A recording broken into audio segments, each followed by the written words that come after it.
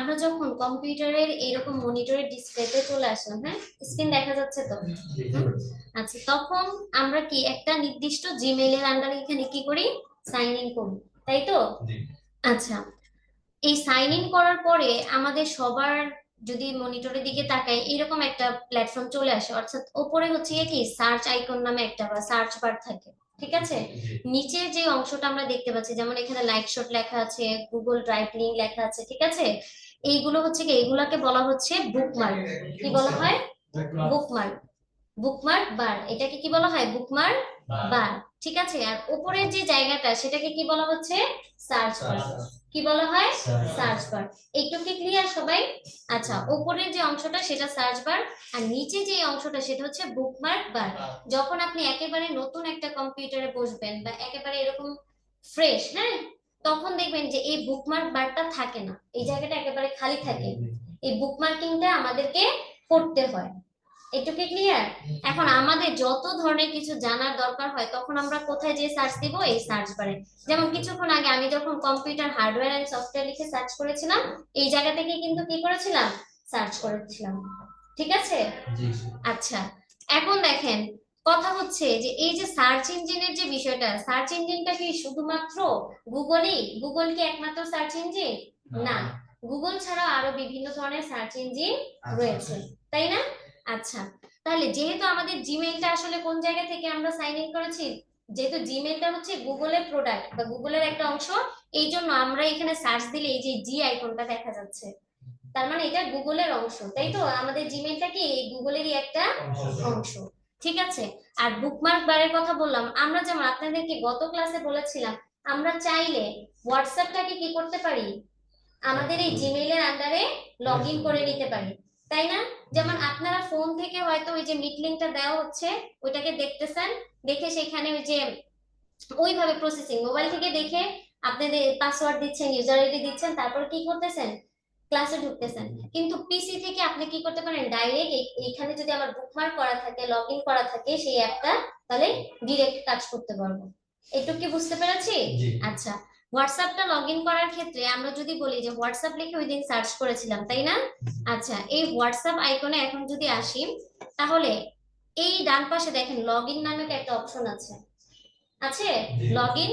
তাহলে লগ ইনে যখন আপনি দিবেন তখন আপনাকে কি বলবে? যে দেখেন এখানে আপনাকে কয়েকটা অপশন দিচ্ছে বা এখানে বলতেছে কি কিভাবে আপনি আপনার ফোনের যে হোয়াটসঅ্যাপ নাম্বারটা আছে সেটাকে আপনার পিসিতে কি করবেন? লগ ইন করবেন। অবশ্যই আপনার অ্যান্ড্রয়েড ফোনটা আপনার হাতে থাকা লাগবে বা আপনার কাছে থাকা লাগবে। তাহলে দেখেন এখানে বলতেছে যে আপনার ফোনে যে open WhatsApp on your phone, এখানে আপনাকে আর কি ইনফরমেশন সে দিচ্ছে আসলে আপনি কিভাবে হচ্ছে লগ ইনটা করবেন। ঠিক আছে, তারপরে আমরা কিন্তু যখন হোয়াটসঅ্যাপে যাই, হোয়াটসঅ্যাপের এখানে থ্রি ডট একটা মেনু থাকে, তাই না? থ্রি ডটে যখন আপনি ক্লিক করবেন তখন আপনি কোথায় যাবেন? সেটিংসে। কোথায় যাবেন? সেটিংসে। তারপর হচ্ছে কি বলতেছে, ট্যাপ লিঙ্কড ডিভাইস, এরকম একটা অপশন পাবেন, লিঙ্কড ডিভাইস, সেটাতে যে ক্লিক করবেন এবং স্ক্যান করার একটা অপশন থাকে, কিউআর কোড। যখনই আপনার ওই ফোনের স্ক্যানারটা দিয়ে এই জায়গার মধ্যে একটা স্ক্যানার স্ক্যান দেখা যাচ্ছে, এটার উপরে ক্লিক করবেন, সাথে সাথে আপনার হোয়াটসঅ্যাপটা কি হয়ে যাবে? এখানে অ্যাড হয়ে যাবে। আপনারা কি বুঝতে পেরেছেন? তাহলে এখানে আপনার ফোনটা সবার আগে দরকার। আপনার ফোনে যাবেন হোয়াটসঅ্যাপে, হোয়াটসঅ্যাপ থেকে যাব থ্রি ডটে, সেখান থেকে কোথায় যাব? সেটিংসে। সেটিংসে যাওয়ার পরে এখানে দেখবেন যে বলতেছে লিঙ্কড ডিভাইস, ক্লিক করবেন। ডান পাশে উপরে দেখবেন স্ক্যান একটা অপশন আসছে, ওই স্ক্যানে যে আপনার ফোনটাকে এই যে স্ক্যানারটা যেটার উপরে রাখবেন, স্ক্যান হয়ে যাবে। ঠিক আছে? আচ্ছা, কেউ যদি না পারেন সেটা অবশ্যই আমি ক্লাস শেষে দেখাই দিব, হ্যাঁ, কিভাবে আমরা করব। যেহেতু এখন এইটা ভিডিওটা ওইভাবে করা যাচ্ছে না, তাই না? আমি হয়তো আমারটা দিয়ে দেখাতে পারবো, ওইখানে বসে আপনি দেখতে পারবেন আমি স্ক্যান কিভাবে করতেছি, সেটা দেখা পসিবল না। আর আপনারা যেহেতু সবাই বুঝবেন, আমি আশা করি যে এটা সবাই বুঝবেন যে আসলে কিভাবে স্ক্যান করতে হবে, ঠিক আছে? আচ্ছা, এখন একটা গুরুত্বপূর্ণ বিষয় হচ্ছে, আপনি স্ক্যান করলেন, করার পরে আপনার হোয়াটসঅ্যাপটা কিন্তু এখানে শো করবে, তাই না? হোয়াটসঅ্যাপে যত আপনি যেমন ফোনে যেমন চ্যাট করেন, একজনের সাথে কথা বলেন, কল দিচ্ছি, সেগুলো দেখা যায়, আপনার হোয়াটসঅ্যাপটাকে এখানে কি করা যাবে? দেখা যাবে। এখন বিষয় হচ্ছে, আপনি যদি আপনার এই হোয়াটসঅ্যাপটাকে এখানে বুকমার্ক করে না রাখেন, ঠিক আছে, পরবর্তীতে যেমন এইখানে প্লাস আইকনে আসলাম, যদি এইখানে দেখেন যে হোয়াটসঅ্যাপটাকে বুকমার্ক করা আছে অলরেডি, এখন আমি বুকমার্ক তাহলে কিভাবে করব? এই হোয়াটসঅ্যাপটা, এটা তো একটা লিংক তাই না, এটা কিন্তু একটা ইউআরএল, একটা লিংক তৈরি হয়েছে তাই না হোয়াটসঅ্যাপের আন্ডারে। এখন এই পাশে দেখেন ডান পাশে একটা স্টার আইকন আছে, কি আছে? স্টার আইকন আছে। এখন এই স্টার আইকনটা দেখেন পুরোটা ফিল করা আছে। যখন বুকমার্ক করা থাকে তখন সেটা ফিল থাকবে, আর যখন করা থাকবে না সেটা কি আনফিল থাকবে। তাহলে আমি এটাকে আনফিল করে দিই, হ্যাঁ উঠাই দিই। এখন আমাকে কিন্তু এখানে একটা অপশন আসতেছে যে রিমুভ, ঠিক আছে, রিমুভ। আর আপনারা যখন যাবেন, আপনারা যখন এই লিংকটার উপরে ক্লিক করে যে এখানে ডান পাশে আসবেন, তখন দেখবেন এটা ফিল করা নাই, আপনি এটা এই স্টারের উপরে ক্লিক করবেন, তারপর এখান থেকে আপনাকে বলবে যে আপনি আসলে কোন জায়গার মধ্যে রাখতে চাচ্ছেন। ঠিক আছে, আপনি চাইলে এখানে কয়েকটা ফোল্ডার তৈরি করতে পারবেন। যেমন এখানে দেখেন গ্রাফিক ডিজাইনের আছে, হ্যাঁ, তারপর হচ্ছে কি হোমওয়ার্কের আছে, এক্সটেনশনের, আলাদা আলাদা নাম দিয়ে ফোল্ডার করা যাবে। এখন আমরা শুধুমাত্র চাচ্ছি যে না এটা বুকমার্ক বারেই থাকুক, বুকমার্ক বারেই এটা রেখে এই ডানে দিলাম। তখন আমরা যদি এখানে নিউ ট্যাবে আসি, এই যে হোয়াটসঅ্যাপটাকে বুকমার্ক বারে দেখা যাবে, এই পুরো অংশটাকে বলা হয় বুকমার্ক বার। আর আমরা চাইলে এখানে কি করতে পারবো জানেন, এই জায়গার মধ্যে একটা ফোল্ডারও অ্যাড করতে পারবো, এক পেজ এক ফোল্ডার। যদি এক ফোল্ডারে যাই তখন আমরা একটা নিউ ফোল্ডারের নাম দিব, ঠিক আছে। এখন বলেন এখানে কি কি দিয়ে সেভ করব? এই যে এই জায়গার মধ্যে আমরা এই যে একটা নিউ ফোল্ডার নিলাম, এখন নিউ ফোল্ডারের নাম আপনি কি দিতে চান বলেন? আমি যদি বলি যে আমার হোয়াটসঅ্যাপটা তো একটা সোশ্যাল মিডিয়া, রাইট? আপনি ফেসবুক, হোয়াটসঅ্যাপ, তারপর হচ্ছে কি আরো অন্যান্য যে সোশ্যাল মিডিয়া গুলো আছে, যেমন ইনস্টাগ্রাম হতে পারে, পিন্টারেস্ট হতে পারে না, টিকটক হতে পারে, নাকি সোশ্যাল মিডিয়া না? তাহলে ওইটাও কিন্তু এখানে বুকমার্ক করে রাখতে পারবো। তাহলে আমি চাচ্ছি আমার সকল সোশ্যাল মিডিয়া কোথায় থাকুক, একটা ফোল্ডারে থাকুক, আমার যেন বারবার খুঁজতে না হয় না। তাহলে আমি এই ফোল্ডারটার নাম দিচ্ছি হচ্ছে কি সোশ্যাল মিডিয়া, ঠিক আছে। টিকটক দিব? আচ্ছা দিব নাই,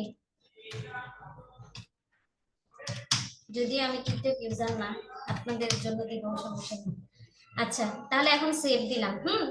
এই দেখেন আমি যখন সোশ্যাল মিডিয়া লিখে সার্চ মানে ইয়ে করলাম, এটাকে ডান দিলাম, তখন এখানে সোশ্যাল মিডিয়া নামক একটা আইকন চলে আসছে অলরেডি, রাইট?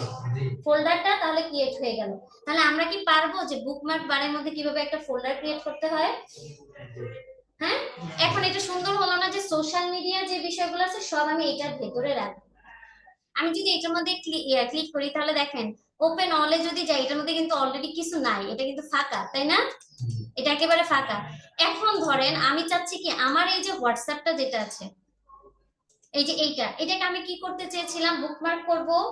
বুকমার্ক করে কোথায় রাখবো? ওই সোশ্যাল মিডিয়া ফোল্ডারে রাখবো। আপনাদের কি বুঝতে খুব হার্ড মনে হচ্ছে? আর স্লো বলবো? আচ্ছা তাহলে হচ্ছে কি আমি ওই ফোল্ডারের ভেতরে, সোশ্যাল মিডিয়া ফোল্ডারের ভেতরে হোয়াটসঅ্যাপটাকে নিয়ে যাব, বুকমার্ক করে রাখবো। হ্যাঁ, তাহলে আমরা এখানে যদি স্টারে ক্লিক করি, দেখছি যে আমার কোন ফোল্ডারে আছে হোয়াটসঅ্যাপটা, এই যে এখানে ফোল্ডারের মানে সোশ্যাল মিডিয়াটা লিংক, মানে আপনি যেটাকে করবেন বুকমার্ক করবেন তার নাম এখানে আছে। আপনি চাইলে হোয়াটসঅ্যাপ না দিয়ে অন্য কিছু দিতে সেভ করতে পারেন, ঠিক আছে। এটা আমরা চাইলে রিনেম করতে পারবো, আমাদের ইচ্ছা মতো নাম দিতে পারবো, ঠিক আছে। এখন বুকমার্ক বারে রাখবো নাকি ওইটাতে রাখবো, ফোল্ডারে সোশ্যাল মিডিয়াতে রাখবো? তাহলে সোশ্যাল মিডিয়াতে এই যে এখানে দেখেন সোশ্যাল মিডিয়া চলে আসছে। এখন যদি ডান দেই তাহলে আমরা যদি এখন আবার নিউ ট্যাবে যে এখানে সোশ্যাল মিডিয়া যায়, দেখেন হোয়াটসঅ্যাপটা এখানে চলে আসছে। একটু কি ক্লিয়ার? হ্যাঁ, তাহলে ফেসবুক যদি করতে হয় পারবেন, ইনস্টাগ্রাম যদি করতে হয় বা অন্যান্য সোশ্যাল মিডিয়া করা যাবে। এখন এটা আমি আমার ইচ্ছা মতো একটা নাম দিয়েছি সোশ্যাল মিডিয়া। অনেক সময় দেখবেন আপনাদের অনেক গুরুত্বপূর্ণ ফাইলগুলোকে কি করতে হয়, একসাথে করে রাখতে হয়, ঠিক আছে।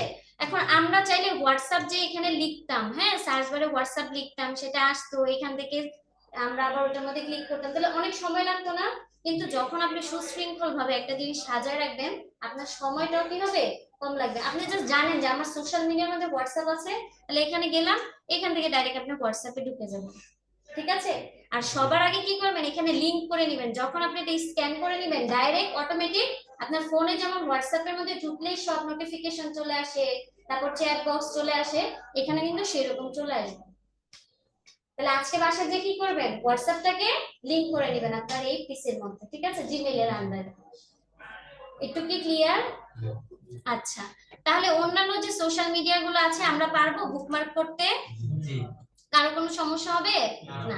এখানে দেখেন এগুলো কিন্তু এবড়ো থেবড়ো ভাবে আছে। যেমন আমি চাইলে ফেসবুকটাকে, হোয়াটসঅ্যাপটাকে, হ্যাঁ, এগুলোকে একসাথে করলে আমার কিন্তু এই যে এতগুলা যে বুকমার্ক বার হইলো, দরকার ছিল এগুলো? দরকার ছিল না। কিন্তু এখানে হয়তো সেভাবে গুছানো নাই, কিন্তু আপনি আপনার মতো গুছিয়ে করবেন। কারণ অনেকটা সময় দেখা যাবে কি আপনার অনেক ফোল্ডার চলে আসবে, তখন এই যে পুরো বুকমার্ক বারটা আছে না, এটা পুরোটা ভরাট হয়ে যায়। ভরাট হয়ে গেলে এই জায়গায় আর কোনো স্পেসই থাকে না। তখন এই একবারে কর্নারে একটা আইকন আসে, ওইটাতে ক্লিক করলে নিচে আবার সিরিয়াল ওইগুলো আসে, অন্য ফোল্ডার গুলো আবার শুট করে। বুঝতে পেরেছি? তাহলে আমরা একবারে এবড়ো থেবড়ো এলোমেলো ভাবে সাজাবো না, আমরা সুন্দর করে সাজায় রাখবো। ঠিক আছে? আচ্ছা, বুকমার্ক দিয়ে তো কারো কোনো সমস্যা নাই, তাই না? আচ্ছা, তাহলে এটা তো বলেছিলাম সার্চ বার। এখন সার্চ বার কি শুধুমাত্র এখানে আছে? না, আরেকটা সার্চ বার আছে, যেটা হচ্ছে কি আমাদের এই যে মনিটরটাকে কি করতেছে, সার্চ করতেছে। অর্থাৎ আপনার এই মনিটরের মধ্যে আপনি যে কোনো কিছু, হ্যাঁ ইন্টারনাল মানে ডিফল্ট কিছু থাকে না, ডিফল্ট কিছু যদি আপনি সার্চ করতে চান এই মনিটরের মধ্যে, তখন সেটা সার্চ করবেন কোথায়? এখান থেকে। যেমন আমরা একটু আগে জুম থেকে সার্চ করেছিলাম, ক্লাস করতেছি, এই জন্য জুমটা এখানে দেখাচ্ছে, মানে শুরুতেই দেখাচ্ছে। ঠিক আছে? তারপরে কি, এই যে অ্যাডোবি ইলাস্ট্রেটর দেখাচ্ছে, অর্থাৎ এগুলো সার্চের আন্ডারে দেখাচ্ছে। এখন এই বিষয়গুলো কোথায় আছে? এটা আপনার ইন্টারনাল কম্পিউটারের ভেতরের অংশ। আর আমরা একটু আগে উপরে যেটা সার্চ করেছিলাম সেইটা ব্যবহার করতে আপনার অবশ্যই ইন্টারনেট অ্যাক্সেস লেগেছে, জিমেইল অ্যাকাউন্টে যাওয়া লাগছে। কিন্তু আপনি যদি জিমেইল অ্যাকাউন্টও না থাকে বা কোনো কিছু না থাকে, হ্যাঁ, শুধুমাত্র কম্পিউটারটা অন করলেন, কোনো কিছু দরকার হচ্ছে একটা ফাইল ফোল্ডারে, এটা আপনার পিসিতে আছে, সার্চ করতে গেলে এখান থেকে সার্চ করবেন। একটু কি ক্লিয়ার? আচ্ছা, এখন যদি আমরা হচ্ছে এই যে উইন্ডোজ আইকনে যাই, হ্যাঁ, এই যে আইকনটা বলা হচ্ছে সেটার নাম কি বলেন তো? উইন্ডোজ বা স্টার্ট। হ্যাঁ, এখানে যাওয়ার পরে ক্লিক করলে এই পাশে দেখেন এই সেটিংস নামক যে অপশনটা, এটা কি সবাই চিনি নাকি চিনি না? হ্যাঁ, কারণ সেটিংসটা সব রকম ডিভাইসের সাথে কি কানেক্টেড। ক্লিয়ার? আচ্ছা, তাহলে সেটিংস থেকে আমরা দেখি এখানে আসলে কি আসে। যখন আমি এখানে কোথায় গেলাম, সেটিংসে গেলাম, স্ক্রিনটা বড় করি, এইরকম একটা অপশন পাবো। ঠিক আছে? এরকম একটা অপশন পাবো।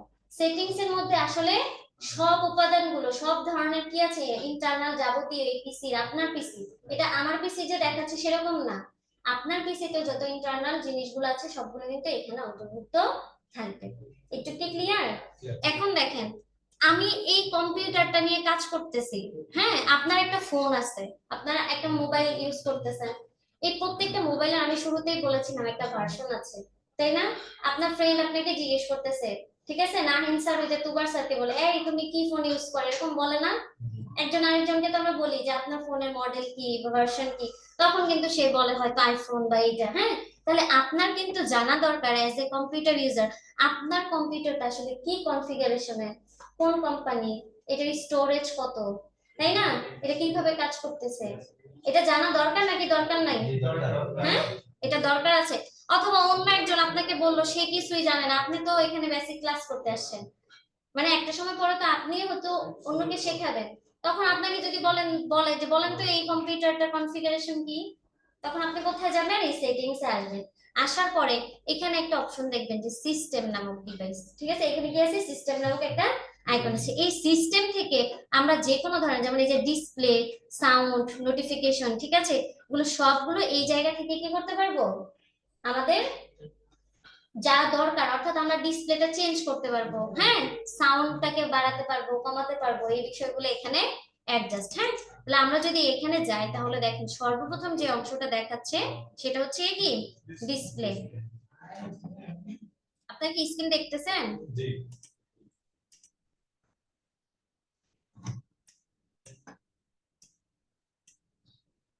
এখন দেখা যাচ্ছে? হুম, দেখেন এই যে ডিসপ্লেতে আমরা চলে আসছি, কোথায় আসছি? ডিসপ্লেতে। ডিসপ্লেতে যখন ক্লিক করছি, হ্যাঁ, এখানে দেখেন কালার আছে। আসলে এই ডিসপ্লেটার কালারটা কি ধরতেছে, হ্যাঁ, এখানে কালার অপশনতে যে নাইট ফিল দেওয়া, অর্থাৎ নাইট ফিল মানে আমরা যেমন দেখবেন যে চোখকে নিরাপদ রাখার জন্য ফোনে অনেক সময় কি দিয়ে থাকি, আই কমফোর্ট মোড দিয়ে থাকি, তাই না? একটা মোড দিয়ে রাখি যে আমার চোখকে যেন কি ক্ষতি না করে। আবার রাত্রেবেলা দেখবেন অনেক সময় এটা অটোমেটিক্যালি ধরে, আপনি যদি এটা অন করে রাখেন, সেক্ষেত্রে আমার ফোনে এরকম একটা আছে, রাত 10টার পরে পুরো সব ব্লার হয়ে যায়, মানে আমার চোখ যেন ভালো থাকে। ঠিক আছে, এরকম আপনারা কিন্তু করে রাখেন, আই কমফোর্ট মোড সবসময় আমরা দিয়ে রাখি। হ্যাঁ, তাহলে এখান থেকে আই কমফোর্ট মোডটা আমরা কি করতে পারবো, অন করতে পারবো। ঠিক আছে, এখন যদি চলে আসি নিচের দিকে, যদি আসি, তাহলে সেটা হচ্ছে আমার এই যে ডিসপ্লেটা, হ্যাঁ এই ডিসপ্লেটার লেআউটটা আসলে কিরকম হবে। লেআউট মানে হচ্ছে স্ট্রাকচারটা কিরকম হবে, হ্যাঁ গঠনটা কিরকম হবে, এটা দেখতে আসলে কিরকম হয়। দেখেন এইখানে বলতেছে change the size of text, apps and other items. আমরা যদি এখানে একটু খেয়াল করি, এই জায়গা থেকে চলে আসি, এখানে এই যে দেখেন এই যে আইকনটা আছে না, এটা কি একটা মিনিমাম ইয়েতে আছে, ফন্টে আছে, ফন্ট সাইজ মানে হচ্ছে কি একটা নির্দিষ্ট আকার আছে এটা, তাই না? আমরা যদি চাই সেই ক্ষেত্রে আমরা এখান থেকে এটাকে, এটা 100% রেকমেন্ড করতেছে যে তোমার ফন্টের সাইজ বা টেক্সটের সাইজ এটা কি আছে 100% আছে। আমরা চাইলে এটাকে কি করতে পারবো, কমাতে পারবো অথবা বাড়াতে পারবো। এখন যদি আমি 100 কত 25% এটা দিয়ে দেখেন, এটা পুরো লেআউটটা মনে হচ্ছে না বড় হয়ে গেছে, এটা কিন্তু আগে একটু কম ছোট ছিল, এখন 125% দেওয়াতে বড় হয়ে গেছে। আমরা দেখেন যখন 100 দিচ্ছি তখন এটা আবার ছোট হয়ে আসতেছে। একটু কি বুঝতে পেরেছেন? তাহলে এখান থেকে আমরা কি করতে পারবো, কমাতে বাড়াতে পারবো, তবে রেকমেন্ড যেটা করে সেটা দেওয়াই কি বেস্ট, তাই না? আচ্ছা, এখন দেখেন ডিসপ্লে রেজুলেশন, প্রত্যেকটা ফোনের প্রত্যেকটা ডিভাইসের একটা নির্দিষ্ট রেজুলেশন মেনটেন করে রাখে, তাই না? দেখবেন আমরা যে ছবি তুলি ওইটার কিন্তু একটা রেজুলেশন থাকে, 420, 1080, 2K, 4K এরকম রেজুলেশন থাকে নাকি থাকে না? আমিন স্যার থাকে। আচ্ছা, তাহলে আমাদের এই যে ডিভাইসটা আছে না, এই ডিভাইসটার একটা কি আছে নির্দিষ্ট রেজুলেশন স্ট্যান্ডার্ড মেনটেন করে চলে, ঠিক আছে? এখন আপনি যদি চান যে না আমার এই ডিভাইসের রেজুলেশনটাকে আমি কমাবো, তাহলে কমাতে পারবেন। আবার যদি চাই যে আমি বাড়াবো, তাহলে কি করতে পারবো, বাড়াতেও পারবো, ঠিক আছে? আচ্ছা, তাহলে এই যে এই জায়গাটা থেকে আমরা বাড়াতে পারবো। আমাদের স্ট্যান্ডার্ড যে মানটা দেওয়া আছে এটা হচ্ছে কি দৈর্ঘ্য এবং প্রস্থ, লেন্থ এন্ড ওয়াইড, এটা তো আমরা বুঝি নাকি, দৈর্ঘ্য এবং প্রস্থ সেটা কিরকম থাকবে, সেটা বলছে যে আমাদের 1366 আর হচ্ছে কত 768। এটা এই পিসির জন্য হয়তো স্ট্যান্ডার্ড, তবে দেখবেন আপনার পিসির জন্য হয়তো আরো বেশিও হতে পারে কমও হতে পারে। এটা কিন্তু ভ্যারি করে যে আপনি কোন ভার্সনটা নিচ্ছেন, কত দামি নিচ্ছেন বা এটার কত কোয়ালিটিফুল, সেটার উপরে কি করবে। যেমন গেমিং পিসি গুলো যেগুলো দেখবেন এদের রেজুলেশন কিন্তু অনেক বেশি থাকে, তাই না, খুব বেশি হাই কোয়ালিটি থাকে। আচ্ছা, এইটুক তো ক্লিয়ার। তাহলে কমাতে বাড়াতে পারবেন নাকি পারবেন না? হুম। আচ্ছা, এখন আরেকটা বিষয় যেটা হচ্ছে সেটা হচ্ছে ল্যান্ডস্কেপ পেট্রেট। হ্যাঁ, এখন ল্যান্ডস্কেপ মানে আপনারা কি বুঝছেন, কিছু বুঝেন নাই? ল্যান্ডস্কেপ মানে হচ্ছে এই যে আমাদের এই ডিসপ্লেটা আছে না, এটার আকৃতিটা কেমন হবে, এটা আয়তাকার আছে, কিন্তু এই যে ল্যান্ডস্কেপ মানে বোঝাচ্ছে এটা আয়তাকৃতির আছে, অর্থাৎ এখানে দৈর্ঘ্য আছে, দৈর্ঘ্যের মানটা এই যে বড়, আর এটা কি প্রস্থটা এই সাইড থেকে কি কম, বুঝছেন? এটা এখন কোন মুডে আছে বলতে পারেন, ল্যান্ডস্কেপে আছে, ক্লিয়ার? আমরা চাইলে এটাকে পেট্রেট করতে পারবো, দেখেন এটা যখন দিচ্ছি এটা কেমন হয়ে যাচ্ছে, দেখছেন? এখন মনে হলো না যে এটা ওইভাবে মানে একবারে কি কি বলে এটাকে অ্যাঙ্গেল হয়ে এটা ওইভাবে চলে গেছে, তাই না? এখন আমরা এটা দিব না, আমরা রিভার্ট দিয়ে দিই, হ্যাঁ না না আমরা চেঞ্জ করতে যাচ্ছি না, তাহলে এই যে আগের অবস্থানে চলে আসছে যে ল্যান্ডস্কেপ, বুঝতে পেরেছি? তাহলে আমাদের জন্য কিন্তু ল্যান্ডস্কেপটা হচ্ছে কি বেস্ট, তাই না? এইটার জন্য এই ডিসপ্লের জন্য এটা ঠিক আছে। একটু কি ক্লিয়ার নাকি বলেন? হুম। আচ্ছা, তাহলে এইটা হচ্ছে গিয়ে কি ডিসপ্লের যে অংশগুলো থাকে এর মধ্যে এই তিনটা জিনিস সবচেয়ে বেশি ভ্যারি করে, বুঝতে পেরেছি? যে আমার ফন্টের সাইজগুলো কেমন হবে, রেজুলেশন কেমন হবে, আর একটা হচ্ছে কি আমার ডিসপ্লের ওরিয়েন্টেশনটা কেমন হবে। ওরিয়েন্টেশন মানে কিন্তু সাজানো বা গোছানো বোঝাচ্ছে, ঠিক আছে? আচ্ছা, এরপরে যে আরেকটা অংশ নিচে যদি যাই আমরা সাউন্ড দেখব। এখন আমার এই পিসিটার মধ্যে আমাদের প্রত্যেকটা সাউন্ডের একটা ইয়া দেখবেন 100% সাউন্ড আমরা চাইলে কমাতে পারি বাড়াতে পারি, যেমন রিংটোন আপনি চাইলে ফোনেরটা কমাতে পারবেন বাড়াতে পারবেন, তাই না? এখানেও সেম, আমরা এই সাউন্ড থেকে কি করতে পারবো, কমাতে অথবা বাড়াতে পারবো, ঠিক আছে? সাউন্ডের যে বিষয়টা সেটা হচ্ছে এই অপশনের মধ্যে দিয়ে কি আমরা পারবো। আবার যদি আপনি মনে করেন যে না আরো আপনি আদার্স ইয়েতে যাবেন, সেক্ষেত্রে আপনি কি করতে পারবেন, এই যে মাইক্রোফোনের এই জায়গা থেকে আমরা যেতে পারবো, ডিসেবল করে দিই। অনেক সময় অনেক কিছু দেখবেন ডিসেবল করে দেয়। অনেক অ্যাপ থাকে ফোনে যেগুলো দরকার নাই, সেগুলোকে আপনারা ডিসেবল করেন না। এই যে এখানে দেখেন মাইক্রোফোনটা বলতেছে আপনি কি ডিসেবল করতে চান কিনা, এখন এটা তো আমরা ডিসেবল করব না, তাই না? আচ্ছা, তাহলে আমরা কোথায় ছিলাম, এই যে সাউন্ডে। তাহলে সাউন্ডের যে বিষয়টা এখান থেকে আমরা কি করতে পারবো, কমাতে বাড়াতে পারবো, ঠিক আছে? অনেক সময় প্রয়োজন হয়, আমি যেমন অনেক সময় নিচে থাকি তখন দেখা যায় যার সাথে মিটে আছি তার এখান থেকে অনেক সাউন্ড আসতেছে, আমি তাকে বলতে পারতেছি না যে আপনি তাড়াতাড়ি একটু মিনিমাইজ করুন, তখন আমি সাউন্ড নিজেরটা একটু কমায় রাখি, ঠিক ঠিক আছে, বা আমার পাশে হয়তো কেউ আছে, তার ডিস্টার্ব যেন না হয়, তখন সাউন্ড একটু কি করা যাবে, কমিয়ে আনা যাবে। ঠিক আছে। আচ্ছা, এখন দেখেন notification and action. Notification and action বলতে বোঝাচ্ছে আমাদের ফোনে অসংখ্য নোটিফিকেশন আছে, সেটা আসুক সিম কোম্পানি থেকে বা হচ্ছে গিয়ে কি ফ্রেন্ডের থেকে বা আদার্স যে কোনো জায়গা থেকে, সারাক্ষণই তো নোটিফিকেশন থাকে, তাই না? আমরা এখানে দেখেন নোটিফিকেশনটাকে এই পিসি তাহলে যে কোনো অ্যাপসে থেকে, টুলস থেকে, হ্যাঁ, ইন্টারনাল কোনো ধরনের জায়গা থেকে কি আসতে পারে, মেসেজ আসতে পারে। তাইলে নোটিফিকেশন গুলা কি এখানে এসে জমা হবে। এখন আমরা যদি নোটিফিকেশনটা অন করে দেই, এখানে যে যতগুলো আইকন আছে সবগুলো দেখেন প্লে হয়ে গেছে। এই যে এখানে বলতেছে তাহলে নোটিফিকেশনটা কই থেকে আসবে, show notification on the lock screen.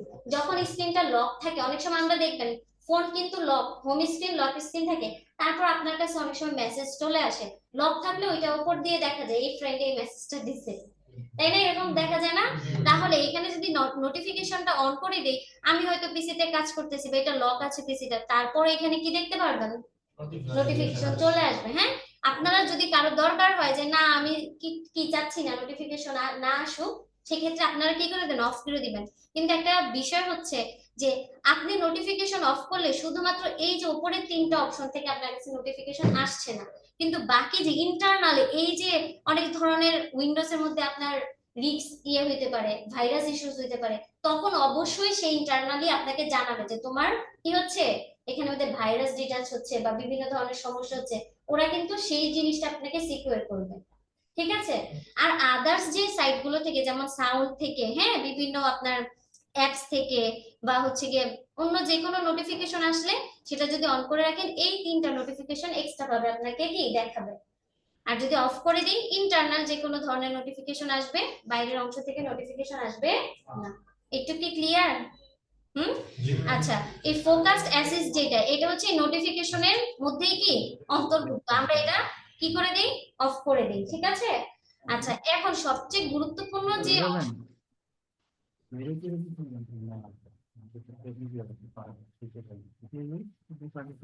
অনলাইনে কেউ আছে।